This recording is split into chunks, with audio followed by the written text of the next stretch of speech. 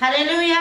ఈ దిన వాక్యము ఈ దినము అనగా 9వ తారీఖు 2వ నెల 2025వ సంవత్సరం.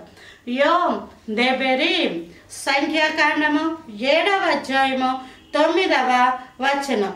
ఏలయనగా పరిశుద్ధ స్థలపు సేవ వారిది, తమ భుజముల మీద మోయుటయే వారి పని. దేవుని మనం ఎక్కడ పెట్టుకొని మొయ్యాలమ్మా?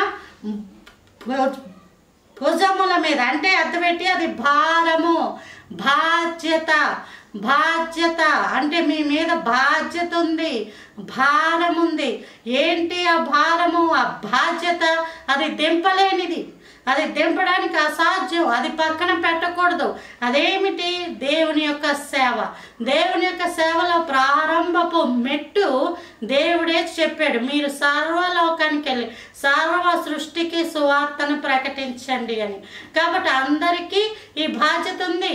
వాళ్ళకే వీళ్ళకే అని అనుకోవాల్సిన పని అంత మాత్రమే లేదు. నువ్వు ఎక్కడున్నావో, స్కూల్లో, కాలేజీ, ఆఫీసా, వ్యాపారమా, ఇంటిలో ఉన్నావా, బయట ఉన్నావా, ఎక్కడున్నా సరే నీ భుజం మీద ఒక బాధ్యత ఉంది. ఇదిగో వాళ్ళు దేవుణ్ణి నమ్ముకున్న బిడ్డలు, ఇదిగో ఆమె దేవుణ్ణి నమ్ముకున్న బిడ్డ అని చెప్పుకుంటున్నప్పుడు నీ ప్రవర్తన ఎలా ఉంది, నీ మాట ఎలా ఉంది, నీ చూపు ఎలా ఉంది?